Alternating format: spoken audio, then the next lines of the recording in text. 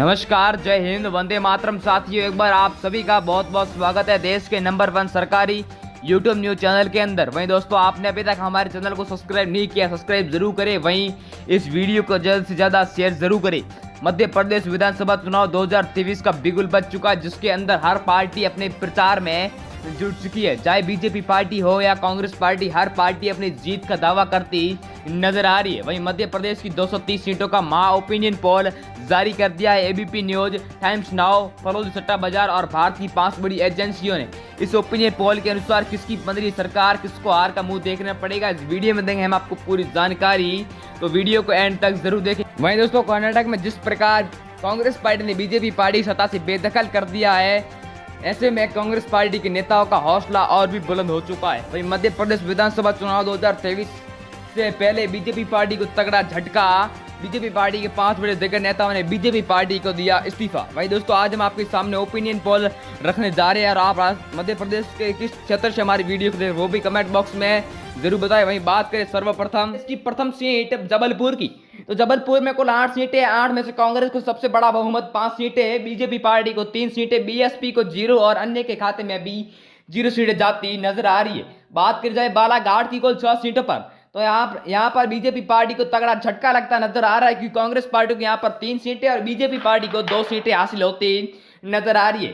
वहीं दोस्तों, बात की जाए सतना जिला की कुल 7 सीटों पर, तो 7 में से यहाँ पर कांग्रेस पार्टी को 3 सीटें, बीजेपी पार्टी को 2 सीटें, बीएसपी को 1 और अन्य के खाते में भी 1 सीट जाती नजर आ रही है। बात की जाए दमोह जिला की कुल 4 सीटों पर, तो यहाँ पर कांग्रेस ने बीजेपी पार्टी को तगड़ा झटका दे दिया है, क्योंकि यहाँ पर कांग्रेस पार्टी को 2 सीटें और बीजेपी पार्टी को 1 सीट हासिल हुई है।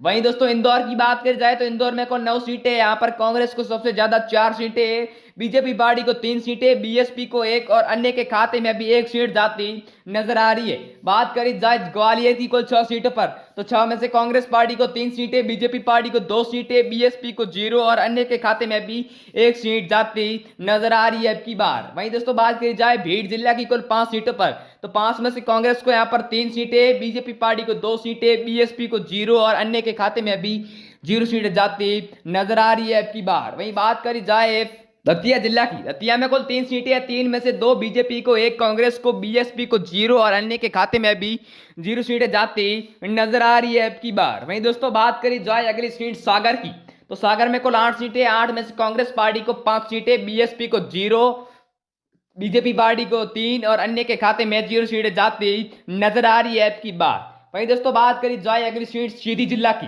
तो सीधी में दोस्तों कुल 4 सीटें, यहाँ पर कांग्रेस ने सबको पछाड़कर 2 सीटें हासिल की है, बीजेपी पार्टी को 1 सीट, बीएसपी को 0 और अन्य के खाते में 1 सीट जाती नजर आ रही है। बात की जाए छिंदवाड़ा की कुल 7 सीटों पर, तो छिंदवाड़ा में कुल 7 सीटें और कांग्रेस को यहाँ पर 4 सीटें, बीजेपी पार्टी को 2 सीटें, बीएसपी को 1 और अन्य के खाते में 1 सीट जाती नजर आ रही है। छतरपुर की कुल 6 सीटों पर बात करी जाए तो यहाँ पर कांग्रेस को 4 सीटें, बीजेपी पार्टी को 2 सीटें, बीएसपी को 0 और अन्य के खाते में भी 0 सीटें जाती नजर आ रही है ओपिनियन पोल के अनुसार। वहीं बात करी जाए रीवा जिला की कुल 8 सीटों पर, तो 8 में से बीजेपी पार्टी को 4 सीटें, कांग्रेस पार्टी को 3 सीटें, बीएसपी को 0 और अन्य के खाते में 1 सीट जाती नजर आ रही है अब की बार। वहीं दोस्तों, बात करी जाए अगली सीट सिवनी जिला की कुल 4 सीटों पर, तो यहाँ पर दोनों को समांतर सीटों का आकलन होता हुआ दिखाई दे रहा है, यानी बीजेपी पार्टी को 2 सीटें और कांग्रेस पार्टी को भी 2 सीटों का आकलन होता हुआ दिखाई दे रहा है अब की बार। वहीं बात करी जाए भोपाल की कुल 7 सीटों पर, तो 7 में से बीजेपी को यहाँ पर 4 सीटें, कांग्रेस पार्टी को 2, बीएसपी को 0 और अदर के खाते में 1 सीट जाती नजर आ रही है अब की बार। वहीं दोस्तों, बात करी जाए बैतूल जिला की कुल 5 सीटों पर, तो 5 में से बीजेपी को 3 सीटें, कांग्रेस पार्टी को 2 सीटें, बीएसपी को 0 और अन्य के खाते में भी 0 सीटें जाती नजर आ रही है अब की बार। वहीं बात करी जाए अगली सीट सतना की, सतना में कुल 7 सीटें, 7 में से कांग्रेस पार्टी को 3 सीटें, बीजेपी पार्टी को 2 सीटें, बीएसपी को 1 और अन्य के खाते में भी 1 सीट जाती नजर आ रही है अब की बार। वहीं फिर बात करी जाए दमोह की कुल 4 सीटों पर, तो 4 में से कांग्रेस को यहाँ पर 2 सीटें, बीजेपी को 1 सीट, बीएसपी को भी 1 और अन्य के खाते में भी 1 सीट जाती नजर आ रही है अब की बार। वहीं बात करी जाए अगली सीट शिवपुरी की, तो शिवपुरी में दोस्तों कुल 5 सीटें हैं। 5 में से दोनों को समांतर सीटों का आकलन होता हुआ दिखाई दे रहा है, यानी बीजेपी पार्टी को 2 सीटें और कांग्रेस पार्टी को भी 2 सीटें हासिल हुई है। वहीं दोस्तों इस वीडियो में इतना ही, मिलते हैं अगले वीडियो में, तब तक के लिए जय हिंद, वंदे मातरम। मैं आप